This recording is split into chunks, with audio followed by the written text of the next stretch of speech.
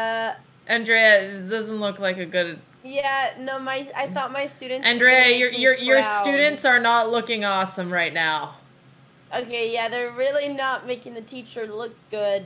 That's okay. Stay hydrated. That's a good one. I taught him about electrolytes. That's good, chat. You did. That's a good one. Okay, so Andrea, my poker lesson is starting right now. I'm only going to be doing it for an hour. So if you want to stream after, you can, or you could just do later. Yeah, I probably won't go after, but I'll see. I'll see how I'm feeling. Okay. I'll probably film some videos. I'm gonna go shit talk some chess YouTubers. All right, that sounds good. Okay, chat. I'm glad you're starting to feel better. Me too. I'm gonna go get some more tea because I used a lot of energy, but it was fun. Okay, sounds good, Andrea. Okay, see you later. Bye. Bye, chat. Okay. Well, guys, we hit 2,300. Hell yeah. Okay. So, today, we're not only getting better at chess. How did I get plus 12? Because he was a lot higher rated than me, buddy. You know, it is a lot easier when I'm focusing. But we are going to be streaming with Baruzzi. He is a Twitch poker streamer as well as a professional poker player. He's a really good teacher, and we're going to be doing a lot of analyzing some of my previous hands that I played in the Bahamas today. I also told him that a lot of people watching are more beginner level for poker, so we're, you know, it's not going to get super crazy. So you should be able to follow along. It's going to be a 1 hour lesson, so let me check how he's doing. Oh my god, Hammer sent the FIFA audio track. That was the one that he liked. Okay, let me check if he's ready. Let me see if he's streaming. Baruzzi. Oh. Yeah, he is. Okay, hang on. Let's see what he's saying.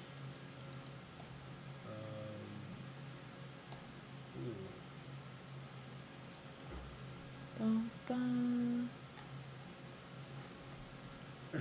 Standard 200k down. Oh, no big deal.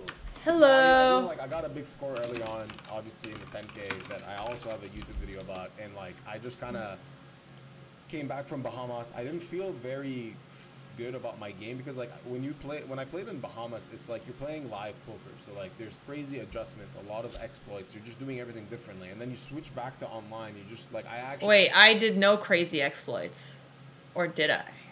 But because I had the 200k score earlier this year, I was like, you know, what's the worst that could happen? Let's just go blast the high stakes. Let's show them, yeah, and then I lose, like, obviously. So it's actually my own fault. Like, I'm not looking back at this downswing and thinking like, oh, unlucky me or whatever. But it was like actually just my own fault.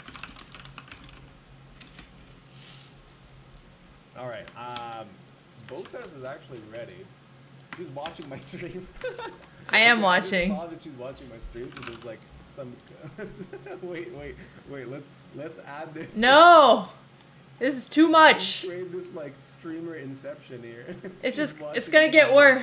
Watch me, and now this is how the world ends. Oh no. Just ended the planet. It's okay. It's okay. Okay, I'm gonna raid her channel.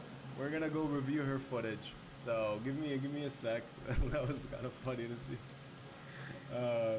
All right, guys, we're gonna let him coming with the raid. But for those of you who don't have background, so I played in the Bahamas in the PokerStars event, and they free rolled me into the 25k. They also free rolled me into the 3k. So it's a great time. I did play on the feature table, and honestly, I was being really aggressive on the feature table because, you know, content. And I know that I was also making a lot of mistakes, like raising into people and things. But I was also kind of getting a vibe that they were scared of me, or in situations where I thought I could make them fold. So I was trying to get some live tells, even though a lot of them were much better than I am. So maybe I shouldn't have tried to do that. But anyway, today we're going to learn everything that we did wrong and right.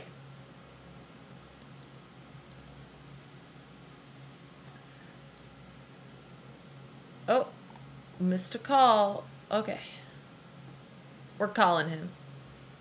Because I think I have... Hello, Ryan. How are you doing? Hello, Alexandra. I'm doing great. I really enjoyed you watching my stream because it really confused me, and I like that. It was a fun time, Ryan. So I have... Funny, yeah. Sorry, I have exactly until 5 because I have a call that I have to get on then. So we got a whole hour of poker lesson, which I'm really appreciative to you for putting together. Of course. Let's get to it. Yeah. All right. So I gotta share my screen. And also if you want to give yourself a little bit of an intro, I kind of already said that you're, you know, a poker streamer and poker pro, but if there's something I should add in, please let me know.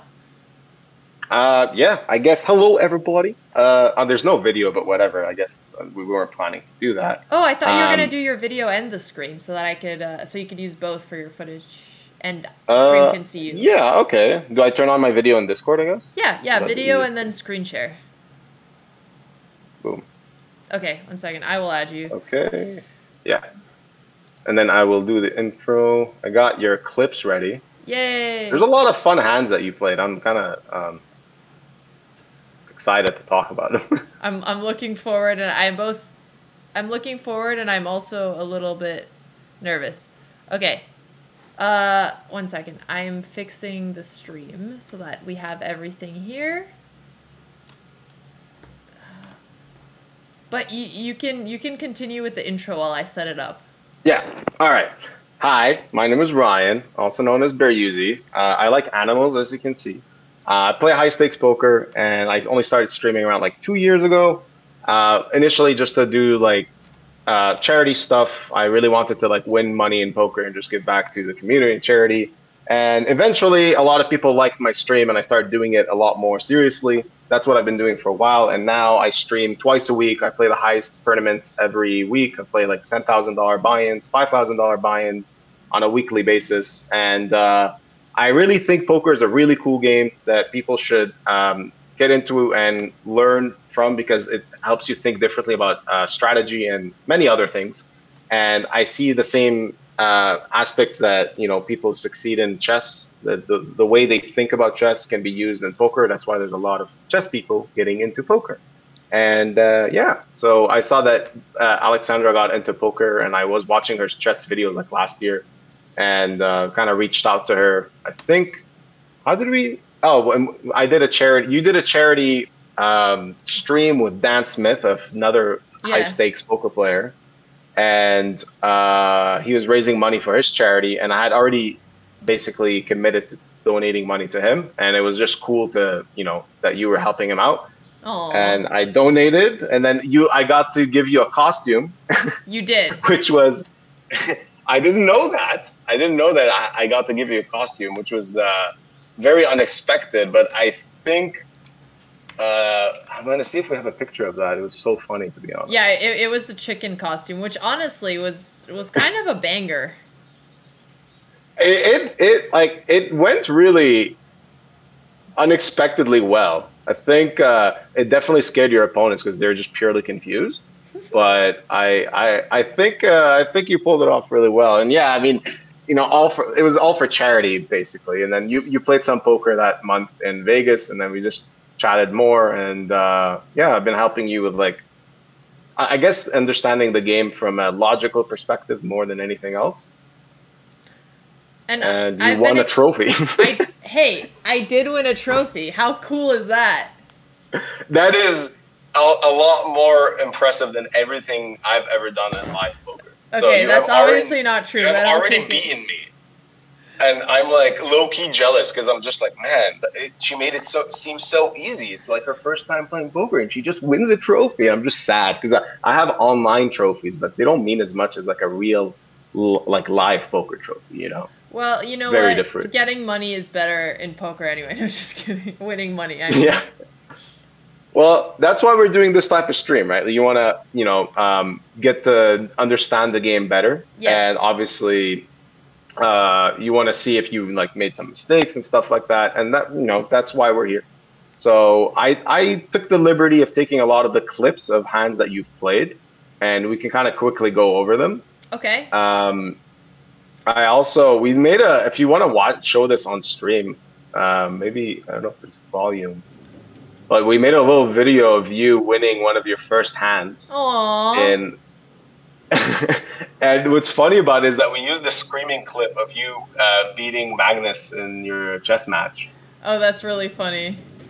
And it's just like, because you bluffed in this hand, you bluffed this guy. I don't know if they can really, it seems very small, we can't really see it, but the player that you bluffed is the former champion of this event that you played. I don't know if you knew that. Right? Yes. And that was like the first hand you play, and you just right away come in blasting like, hey, I'm not scared of this guy.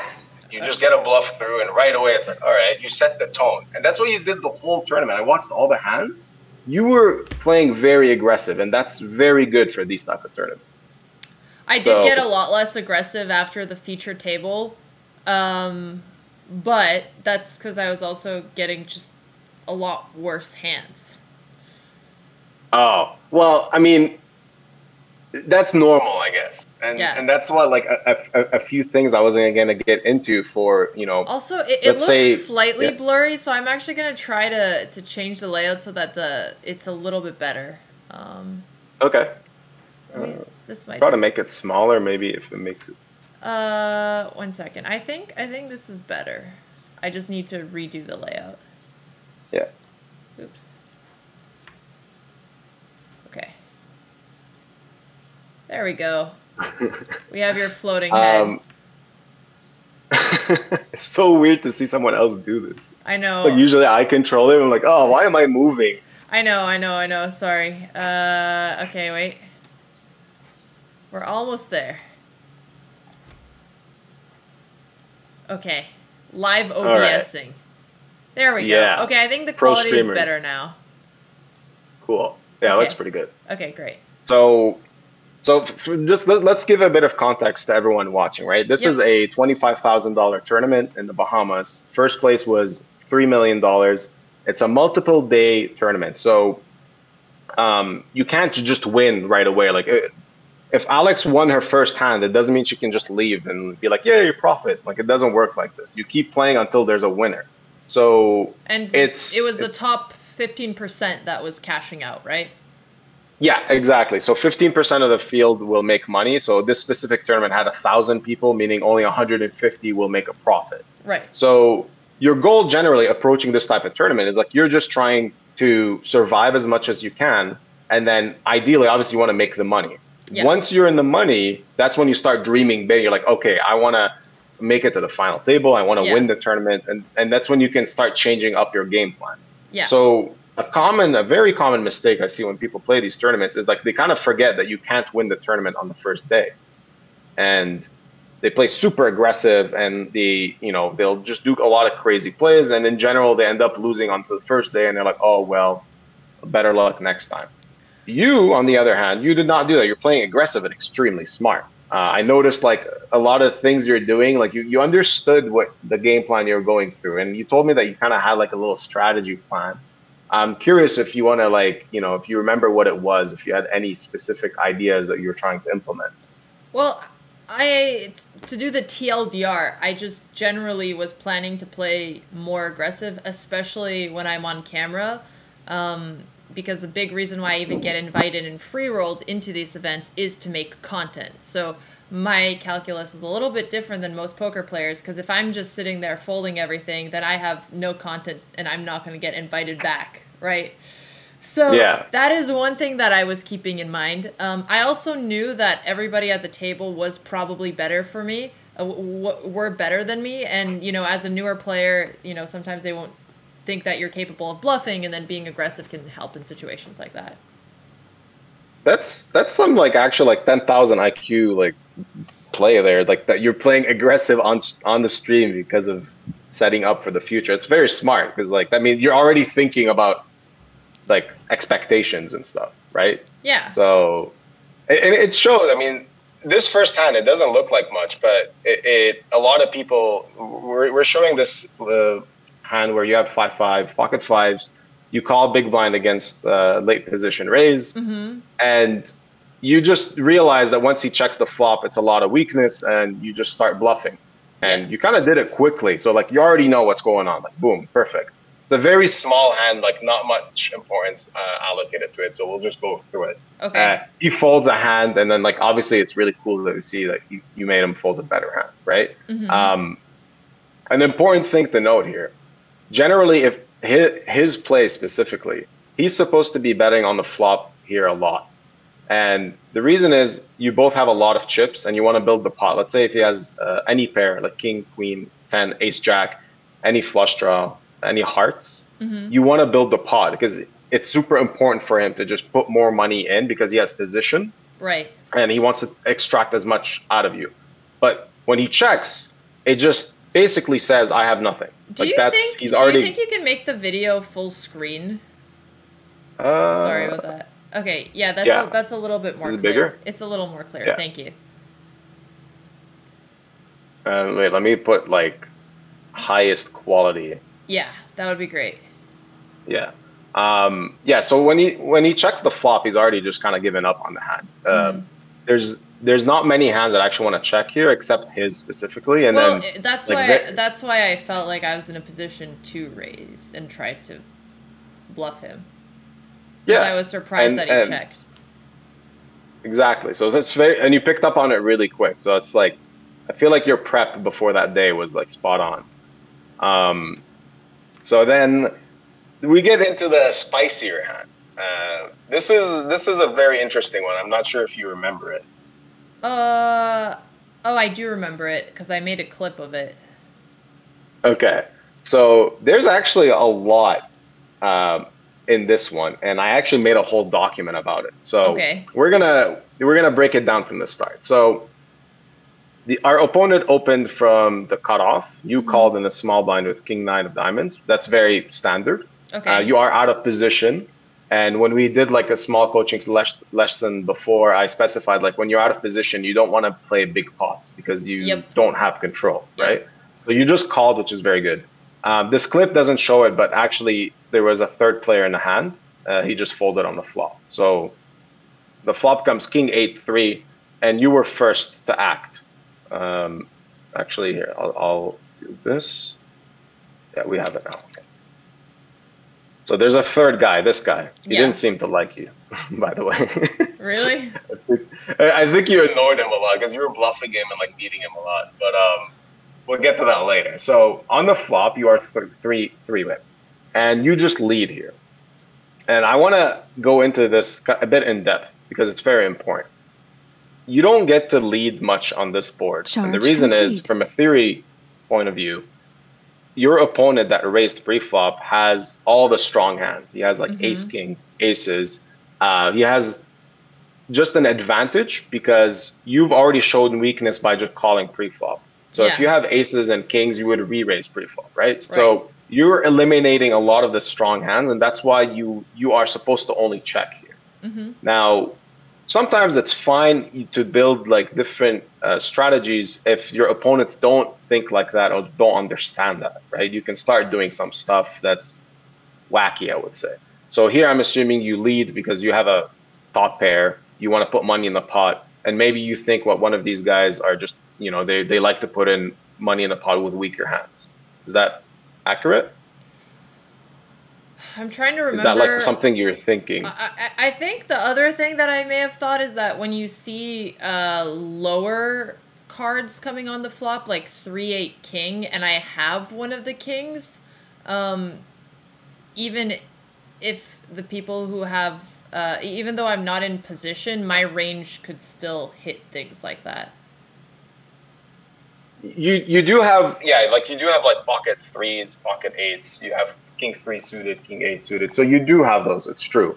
Now, the argument I would make is that if you wanted to lead on this type of board, you want to lead something that can actually improve to a much stronger hand. So king 9, for an example, can be dominated by all the better kings right now. But let's say if you had like king 5 of clubs, where you can also make a flush, that could be okay to start leading because you naturally just have more equity. You're more likely to win the pot because any club that shows up, you have a flush, and you know you're comfortable continuing in this hand. But let's say I generally know I shouldn't be leading. I don't know why. Sometimes I get in the moment it feels like something I should do, but I generally know I should not be doing that. And your explanation helps cement it even further. Yeah. Okay. So I mean, you might have. I think what's cool about poker is that we don't know what the exact scenario was. Like maybe on this table, these two guys are just like very passive, not aggressive, and they're playing scared. So you can start doing stuff like this because they're playing very face up, I would say.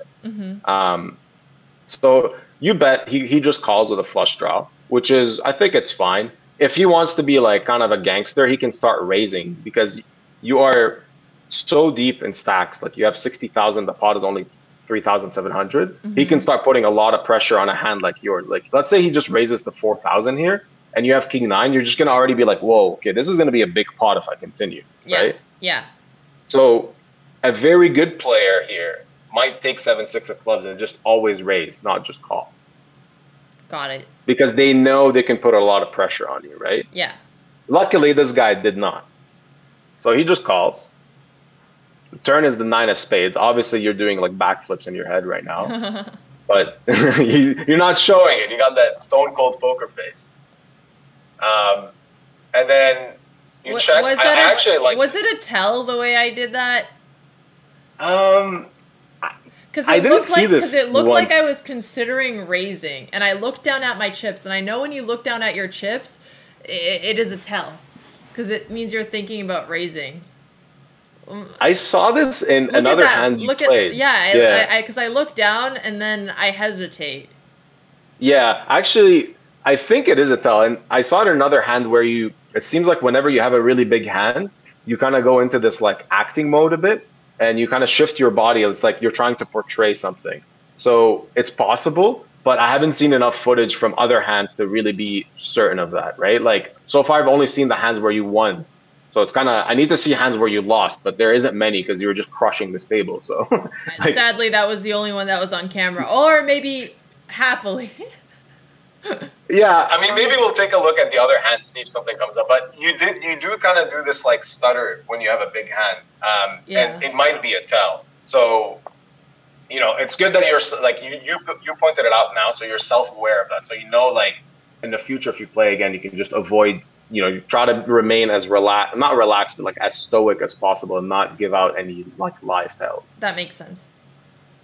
So you check, opponent like decides to bet, which is very reasonable for him because he has a lot of outs, right? Like any 10, any 5, any club, and he wants you to fold like an 8. You could have like ace 8, right? And if he bets here, you have to fold. So I like his bet, and then you raise, which is very good. You have 2 pair, and you want to put more money in the pot because you have like very strong hand. Now the issue is your raise size is simply not big enough. Interesting. Because what you're doing is you're giving him a very good price to call. So he bet 2,300. Yeah. You raised to 6,000. It's a very, very small raise. He has to call. I have a whole document for this. 1 second. We're gonna get into the strats. Okay, I guess if you could also correct my thinking generally there. So I was trying to think the hands that would call me if I raised too much could be hands that have something like a potential straight or already have a straight. Like, let's say 10. I guess you can't have a straight yet.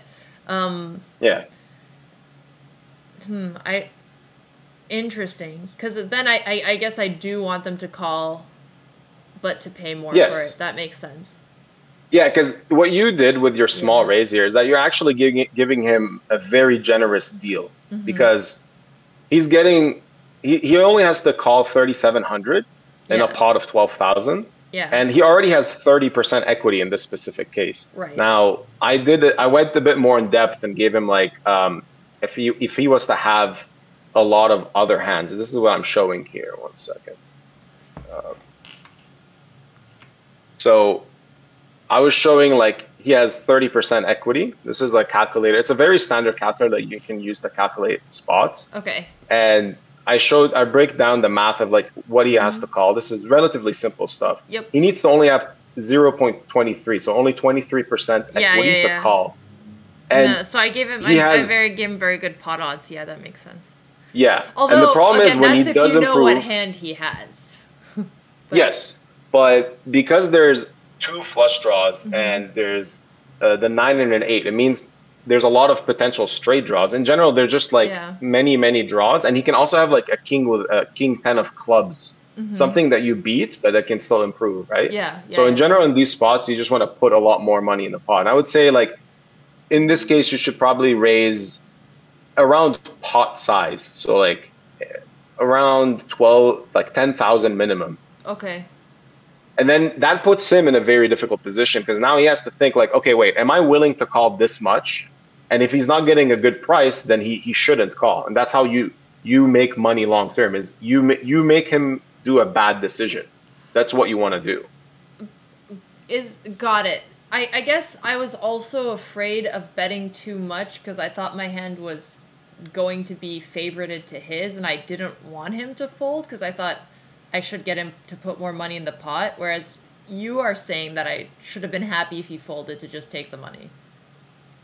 Yeah, because you are currently the favorite, but it's very possible that could change. And if you're giving him a good price, a very good deal, like a discount, then you're losing in the long run because you're just providing him kind of like a service. Like, hey, by the way, you want to beat my hand? Here you go, pay less. No, I get that part. I guess what I'm confused about is raising as much as 12K here. That feels like it would make most people fold, but I guess denying equity is more important. Yeah, I mean, most people will fold, but sometimes they won't because they have very strong draws. And from his point of view, let's say you raise to 12,000. Yeah. He has to start thinking, okay, I'm getting a bad price, but if I improve, can I get more money on the river? And he might think so. He might think like, oh, you know what? This Alexandra, maybe she doesn't like to fold the river. If I hit my flush draw, maybe I'll bet 20,000 on the river and she won't fold. He might think that. Got it. And then he might call a big raise. So it's better to at least put him in that situation. Because in this situation, like no one will ever fold here, which I understand you want him to call, but you want to make sure you protect your hand as well. Okay, that makes sense. Yeah. So he calls, and then the river was a 3, and this is kind of interesting because you can do 2 things here. You can trap because a lot of draws missed, and you think he might bluff them. Right. Or you bet your very strong hand because you think he can have like king, queen, king, jack, and never fold. So I think both scenarios are fine. The best way to think of it is this. Do you think your opponent is going to bluff the river? Yep. So if you've seen him be very aggressive, if you've seen him being capable of bluffing the river, then you probably want to check here more just to allow him to bluff. But if you're up against someone that like was playing very scared, passive and like worried about putting a lot of chips in the pot, then you should never trap here. You should always bet. Okay, that makes sense. Because that type of player will never bluff. Yeah. And this is how we change from like playing against different types of players. Like you sometimes want to always check here against someone and then always bet against someone else. Okay. Yeah, that was a cool hand though. I like how you played it. Check raise on the turn was very creative. Thank you. Think. Oh, this hand. Okay, this hand really impressed me actually. Wait, let me make it big again because it doesn't show well, right? Yeah. Big is ideal. Yeah. So this is actually like basically pro play, to be honest. So you raise, he raises pre-flop from the hijack, and then you 3-bet to 2,000. That's very good because you're putting in more money with a very strong hand, even though you're out of position. We talked about not putting too much money out of position because you don't want to play big pots out of position, but it's fine to do it with these type of suited connected cards, especially high ones, because you have a lot of possibilities post flop to just like put pressure and realize equity. Right. So you're just 3-betting a much smaller range in big blind. Yes, like you don't want to 3-bet hands like let's say like ace 8 suited. Of course. But you want to 3-bet like the connected hands that do well, but they also fold out better hands sometimes. So like he might have king jack offsuit here, and then he has to fold against your 3-bet, and that's a big win for you because you just folded out a much better hand. Right. Also, I see a few people asking in my chat, what does out of position mean? Do you mind explaining it for people who are new? Yeah, of course. So there's positions in poker. The best position is the dealer button. The dealer button means you act last after the flop on a turn on a river. That gives you position because you have the final say. If someone bets, you can decide to call, fold, or raise. But if you're first to act when the action is on you, you are out of position because your opponents now can always have the final say. So in this case, Alex is in the big blind. If she was to just call, the flop comes, she has to decide between bet or check, and then her opponent is in position, and he gets to decide if he wants to put more money in the pot and then, you know, put pressure on her, or he can just check and you get to see the turn and river card. So that's what position means. It's very important. It's kind of like one of the most important things in poker. You just want to have the higher ground, I guess, if you want to use like a reference from Star Wars or something, you just want to have the higher ground. Yep, and you also play a higher percentage of hands when you're in position, just because obviously you have more of an advantage there. And you guys can also just Google and it'll pull up like a little diagram that's super helpful. Yeah, there's a lot of charts, a lot of information. There's so much free information online now. Yeah, you have more information, exactly, Samba. You have more information, and you have the ability to act after. Okay, cool. So in this case, Alex realized that like these type of hands are good 3-bets, so she 3-bets, and it just starts putting a bit of pressure on the opponent. Basically, Alex is saying, I have a good hand. So I would say it's kind of scary from an opponent's point of view. He calls, and I actually put this hand in a solver. I was curious what we're supposed to do on the flop. So I actually was I'm very curious what the solver ends up saying. So actually, solver, in this case, you're supposed to bet a lot.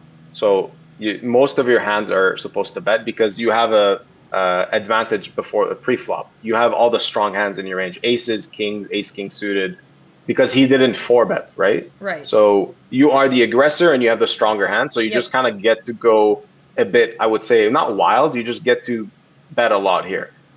People think that because there's 2 9s on the board, they're like, oh, what if he has a 9? But you can't view it that way because the fact that there's 2 9s on the board means he has less opportunity, like less chances of having a 9 himself. Right, because I don't think he would have played with that. Yeah. But he also just has a lot of very weak hands as well. Like he's gonna have like ace-5 suited, ace-4 suited. You know, sometimes he'll have ace-jack offsuit, pocket fours, like all these pairs, and they just like they're gonna do very bad in general against big bets here because they cannot continue. Right. And that's exactly what you did. You went for a pretty big bet. I'm curious if I sized it anything close to what I should have. No, I did double check it. So you're supposed to bet 66% of the pot here. Oh, it's like the best sizing. Yeah. And the logic behind that is because 66% of the pot is already big, right? And it accomplishes nearly the same as a pot bet. There's not much difference between them. So in a way, it's just like the more efficient. I bet too much. Yeah, you bet over bigger than pot. When should you over bet? You want to overbet in situations where you just have a clear advantage with your hands, with your range. So let's say the flop comes ace, king, 3. Okay. On that type of board, you can go for a very large bet because you have aces, kings, and ace king in your range a lot more than he does because he would always 4-bet those pre. Yeah. So you just have an advantage. You kind of like basically you see that flop and you're like, you know what? Like I have all the stronger hands. So you can start betting big, but you don't want to get too mixed into starting to overbet all the time because you have to understand that if you overbet as a bluff only, then people will realize that. Yeah. And then they will never fold against your overbet. That makes sense. And someone in my chat is saying dry board go small, wet board go big. Does that make sense? It's obviously a simplification. Pretty vague. Yeah, it's a simplification, but it does make some sense. Basically, the more draws there is, kind of like that last hand we covered with King 9 suited, you want to go bigger. Okay. When I said you raise more, it's because there is a lot of possibilities of draws and hands that can improve. There is not many draws. There's no flush draw on the flop. There's only a straight draw. You have a straight draw yourself, and you have 2 diamonds, so you can also improve to a diamond draw on the turn. So it's a very natural bet. But like, even if you had everything you have in this specific case, you get to just bet because you have an advantage pre-flop. You just have the stronger hands. Okay, yeah, so just size the bet smaller. Okay. Yeah. So just 66% of the pot, or like 70%, it's perfectly fine. Got it. And yeah. So that was very well played. I like, when I saw the 3-bet, I'm like, yes, she's been looking at the charts. I'm happy. Shout out Pre-Flop Academy. Yeah. Although it doesn't have post-flop yet, but eventually. Okay. Yeah, there's all types of other solvers that go a lot more in depth, and that's, one day we can dive into that. They're very fun. I've used a couple of them, and it really helps you understand the game a lot more. Yay, the dirty diaper. Yeah, so, okay, is this why you played this? Yeah, no, because I learned about the dirty diaper the other day, and it was just really impressive, and I needed to play the dirty diaper on camera. Okay. So, yeah, no, this is why I played 3-2. Okay, now it makes sense, because I saw this, I'm like, oh no, like, I definitely need to cover this. But now that you say dirty diaper and you do content, I'm like, okay, that's easy. Now I totally understand. We don't even need to cover this. And then I claimed it as my favorite hand. I needed the dirty diaper to get a win. I'm sorry. That's why. Okay, good. Okay, for the memes, I love it, because I mean. No, I know you. I do a lot of stuff like this. Yeah, I should not. I'm aware. I'm aware. Yeah, no, I'm like proud. I'm just like, I got a tear in my eye. Like, it's amazing. Other people are gonna start doing stuff like this, because we need to make this game more fun by, creating these random hands, names, and all that, nicknames and memes. Exactly. So I'm very happy to see this. I think I showed my card to the table because I needed them to know. Yeah. I noticed you were showing a lot, and it's good that you show like a bluff. I need to stop showing. Generally, that was a lot of advice I got. Everyone tells me to stop showing. It's just I'm a showsman, Yeah. I think this is fine to show, because you're showing that, like, I'm not scared, and it's a $25,000 buy-in. I'm not, like, you're not going to bully me. So, maybe before you sat down at a table, they kind of like look at you. They're like, oh, she's never played a big buy-in. Maybe like we can bully her or something. But you show dirty diaper. It get free rolled. Yeah, but still, you still went in with the right mindset. Like, I did. You're free rolled, but it's still it's a lot of money, and people just think like, oh my God, I can win so much, and they start playing scared. They're like, oh, I'll never have this opportunity again. You weren't like that. You just went in like, I'm ready to battle, and that's good, because it scares everyone else at the table. Good. All right. This was like just a little interesting hand that I saw, and you did this. This is what I noticed. Uh-oh. This is the Oscar nomination for Poker Act of the Year goes to Alexandra Botez, because I found this strange. It's just like, I wasn't sure. Yeah, no, that's embarrassing. That's really funny though. And you've done it a couple of times too, but then it was always when you won the hand. So I was like, maybe she just always does this. But there wasn't enough footage of you losing hands, which is like, it's a good thing. But you act. You act when you have a big hand. I should stop doing that. Also, you guys, we have commands for Ryan if you want to check it out. It's Beruzi YouTube. They're in the title for the people asking. Okay. Yeah, that was a bad tell. Yeah.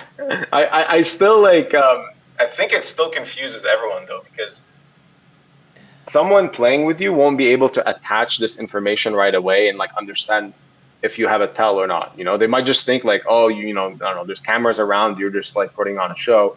But if they play with you for long periods of time, I think they can start figuring it out. So, you know, next time you play, just I would say don't be dramatic. Yeah, like, and unnecessarily, I guess. Yeah. I like to be dramatic outside of hands, like just kind of like have fun at the table. But when I'm in the hand, I'm extremely serious because like it's money on the line, and you want to make sure. Yeah. So you bet the flop. No, sorry, the flop on check. It's very normal. And one thing is that he checked really fast. After you did this, he checked really fast, and this is what we call a timing tell. So he basically has a hand that didn't even consider betting the flop. And generally that's either a trap, like someone that has a very big hand, or a very weak hand. But he's kind of in the middle.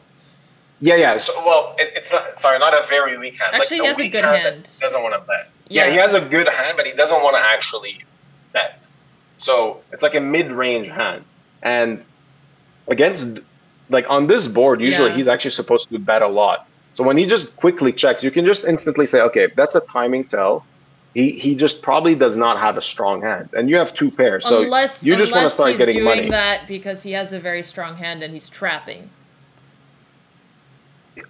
Generally, that is true. But when you look at the stacks and the pot, no one, even if he has king 10 here, let's say he flopped a straight, they still wouldn't do that because they need to start putting money in the pot because That's it's just true.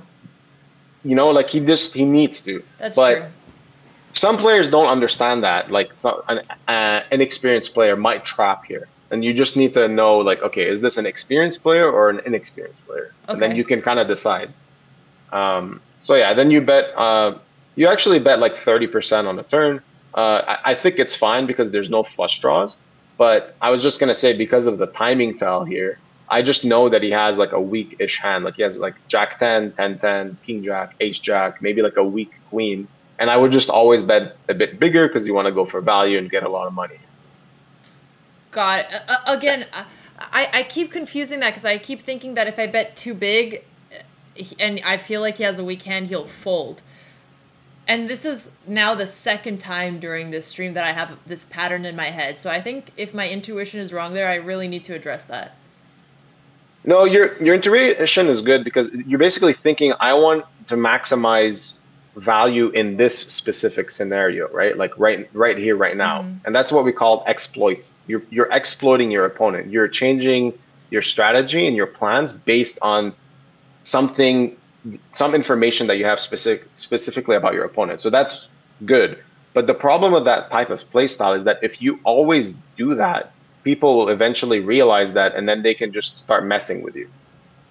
Got it. Because you're just, I don't know if I could relate it to chess. You just do a specific type of opening all the time, and then like your opponent just knows you're always opening like that. Got it. And then he can just build a whole strategy around it. So how much should I have raised here? Well, he did this weird play. So he raised your bet because you bet small, and he raised very small. Honestly, this looks like exactly what it is. It's called kind of like a freeze play. He basically has a good hand, but he doesn't really want you to bet again on a river. So he just like raises small to kind of see where he's at. I would have probably re-raised here because it just looks like, you know, very weak. I think it's, if you wanted to just bet bigger on the turn, it would have been like the best play. I think you could just bet like 70% of the pot there, 75, oh, wow. like 1800. Okay. Yeah, because we know that we have that timing tell that he has like a weak-ish hand and he's just trying to get to the river. So we can confirm that he's probably going to call once for sure if you bet once. So you can just kind of go bigger because he'll always call no matter what you bet on the turn, as long as it's not an overbet or something crazy. Okay. Yeah, so he raises, you call, and then it just goes check on the river. And he actually showed his hand before you showed yours, I think. Oh. And this is kind of, and he thought he won the hand. So if I was there and I saw that, I would instantly make a note of this because it means this is a recreational player, I think. The weird thing is that he knew, so I thought he was a pro because he knew everybody at my table.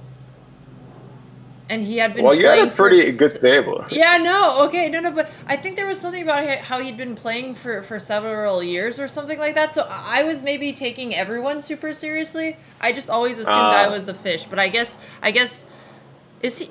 Does anybody know what he was?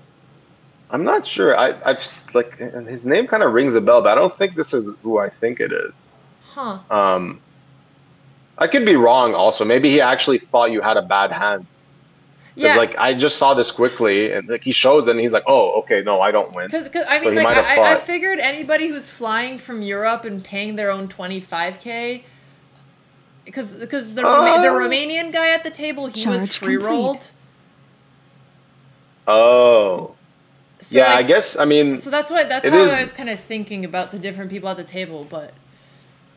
Yeah, I guess it's like it's a pretty big buy-in. You're right. Like it's a good assumption to make that it's probably like someone like who's serious about poker. Because yeah, no one just randomly decides they're gonna fly and go play a 25K. I would assume not. Yeah. Unless they're like one of those super rich people, but. Yeah, but then you would know that they're super rich. I just saw that. How do you know? You can kind of tell sometimes. You'll just see someone that like has a really nice watch or something, or like. He's like talking about businesses, like you can kind of tell that like this is a rich guy. Rich dude playing, yes. yeah, you can just easily like, okay, that's like he talks about private jet. You're like, okay, dude, you're not a poker pro. You're just rich, and doesn't mean they're bad, but right. Okay, I just found this funny because saying he is a tournament player, but maybe he's not. But anyway. Oh, okay. All right, then I was wrong. But you're just too good. You know, his mistakes. Well, he made like I misunderstood his mistake. I think he actually really believed that he won the hand. Yeah, I guess so. Yeah. Okay, this is a funny hand. There's a few things we're gonna. And also just to summarize until here, so it seems like a lot that I could have improved from here was just the amount I was betting, and obviously not leading in out of I'm gonna stop leading in even on camera unless like I have some really crazy idea. Yeah, leading in general is like just not a thing you should be doing, because if you start doing it too much, then people can just punish you and always raise and then put you in very tough spots. Sure. I think the other thing I liked about leading is that I know it's wrong and I've been told so many times, and it's so unorthodox that I think it makes people feel like, oh, I don't really know what kind of player I'm playing with, and also it makes them take me less seriously. So like if I do it once or a little bit at a new table, but I guess over time people will know, so it's just not worth it. Yeah, I think you had this like fresh start, kind of, so like people didn't really know like who you are, so you can get away with it. But I'll stop doing that. Absolutely. Yeah. Okay. All right. Okay. So this hand, what was kind of interesting is that I told you in our previous coaching lesson, don't just cold call. So here there's a raise, there's a 3-bet, and you just call out of the big blind. Interesting. And the reason you don't want to do that is because you're basically saying, I have a hand, but not a strong hand, because if I have a strong hand, I would have put more money in. Is there any type of hands that I would have just, like pocket pairs I would have called here, right? Like, in general, you want to be the aggressor out of position, because you control a bit more the direction of the pot, right? Like, you have the ability to put people in tough spots. When you just call, the guy in position is like super happy about that, because like, oh, she's putting more money in the pot. I still have position, and I get to see 3 cards, and I don't really have to do anything, right? Mm-hmm. But let's say you raised here, that puts him in a very difficult spot. So that's why in general there isn't a calling range here. You don't really want to call. So you're almost not calling in these 3-way pots. Yeah, I would close to never call, unless, let's say, one of the players is like really bad or something. Because if someone is very bad and clearly you've seen enough to be like, okay, this guy is just gonna give his money away, then you can start doing these type of calls, because you can justify it since they're so bad at playing post flop, right? Got it. And so let's say if I would be raising in the big blind and then the flop comes, is that's in a situation where it's okay to lead out of position if I'm the aggressor? If you're the aggressor, yeah, because then you're the one that has the strongest range. You have like all those aces, ace king. So you kind of have like a more reputable story to tell, right? Like you're telling someone like, I have a really good hand. Here, you already started this story by saying, I don't have a very strong hand. It's like a middling hand. So in general, like, your opponent already has information on what you have, while you have no information about what he has. Yeah. And when we call that, it's a term that it's called uncapped. His range is uncapped, meaning he has everything. While you already, by just putting money in the pot, have told him that, like, I have these middle pocket pairs, suited connector, you know, like these weak-ish hands. Yeah, okay. That makes sense. So you call, the other guy folds. And this is when I first saw this tell that you have. Uh-oh. Here I go again with my tells. It's very similar to the last one. So you flop a straight, okay? Let's just show the audience. You flop a straight, and like you called with king queen, you're like, you know, you want this type of flop, and you got it. Like you basically have very strong hand, even though they're all hearts. It's still a very strong hand. And then you see that? I don't know if you noticed, like you kind of have this eyebrow like thing. Yeah, like oh my God, did I hold on? Did I really flop a straight? But it's very subtle this time. But then I feel like you kind of go into God. You kind of go into act mode a little bit. Okay, I need to. Should I? I'm just gonna freeze. Yeah, I'm gonna be better.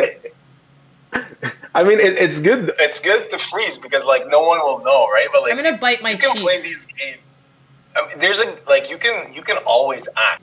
But then you get lost in your own acting game. Like I do this a lot. I do a lot of weird stuff. What if I just do weird things? Like I start sticking out my tongue, like half the time. Yes, that is amazing because I have literally done that. I went to Vegas in the summer and I played like a whole month like this. I was doing really bizarre stuff. But the problem with it is that it gets to a point when you kind of get lost in your own game. You're like, wait, what am I doing again? Yeah, no, it's too much. It's too much to be tracking. Because I'm already new. Like, I'm already thinking about all these things, the players. If I need to hold my own actions accountable as well, it's too much. Yeah, exactly. So you don't need more confusion, right? Like maybe when you get like very comfortable with the game and the strategy, you can be like, you know what? Yeah, I can do some weird stuff. It'll be okay. Yeah, okay. I'll just stop. I didn't even realize I raised my eyebrows, honestly. So this is helpful. Thank you. Okay, that was like. It's very funny. When I first saw it, it's just the eyebrows. Like everything else that you did after is kind of okay because you've done that in multiple situations, but it's just the eyebrows of like, oh my God, is that really a straight? Like, and then you looked at your cards again, which is a bit interesting. That's actually a tell that everyone knows. Like if someone looks back at their cards, they're just making sure they have a good hand. Because when you don't have a good hand, you just know it. Yeah. Yeah, you don't need to double check. You already know that. But like here, I'm gonna start looking at my hands, even when I have bad ones. Yes. If you start confusing your opponents, honestly, it becomes kind of fun. Like I've done a lot of silly stuff, and I think it makes the game more interesting. But it's also just more fun to play that way. I had where is it? I've played with literally monkeys around my neck, and sometimes I saw your photos. They were very funny. I think you had multiple at some point. I've done an act once where like it was like 4 or 5 years ago. I played a hand. A tournament. For the whole tournament, I had this little, I don't know where it is, but like, okay, imagine this. I have this derpy rock, okay? I had something similar, but it's like a small toy, like a dog toy.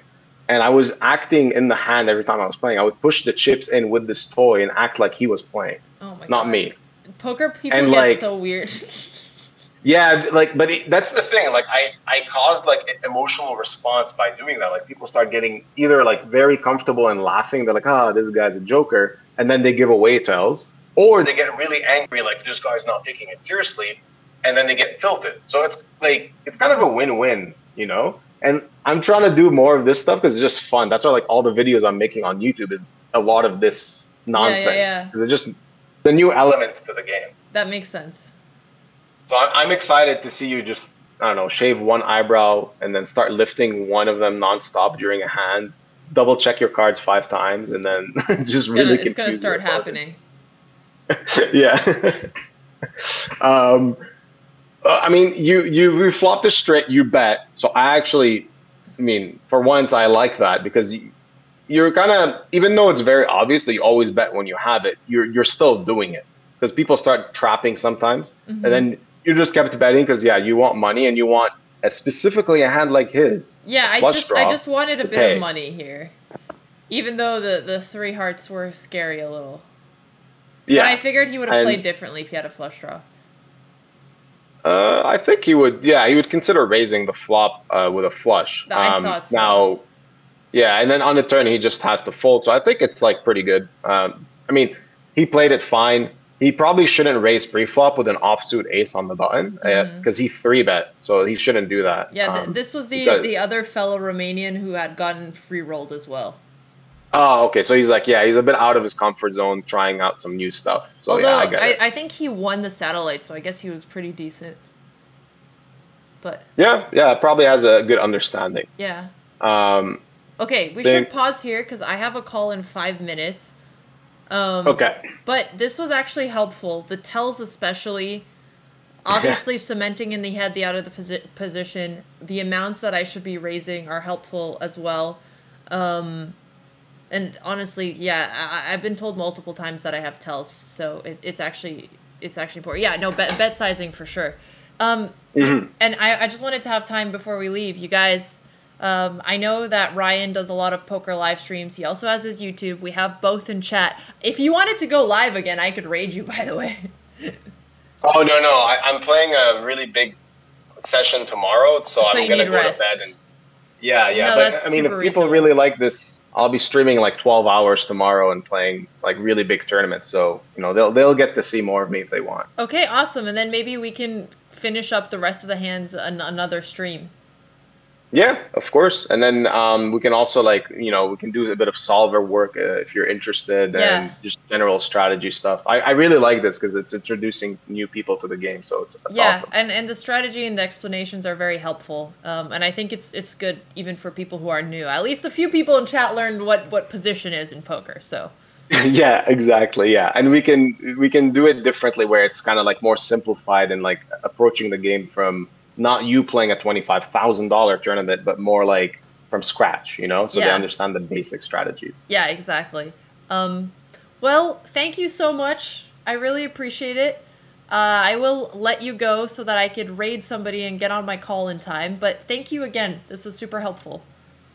Great. Thank you so much. And just one thing, someone asked what my Twitch is. It's just BotezLive. Yeah, because we didn't put a link for that, so it's my own. Yeah, of course. And if there's anything else you want to share before you go, please do. I'm just looking for people to raid.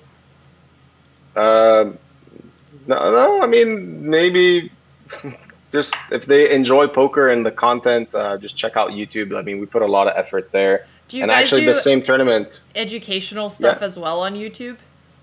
No, on YouTube we're mostly keeping it like fun, but I mean, I've won multiple really big tournaments and we made YouTube videos about it.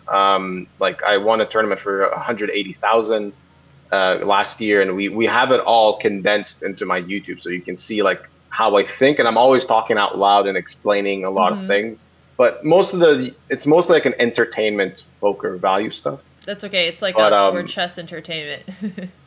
Yeah, exactly. I think it's more fun. I really enjoy that. But this is my first educational attempt, and I do enjoy it. I want to do more stuff like this for sure. Yeah. No, that sounds great. I'll definitely be checking it out because I like that you're so dedicated into the content part.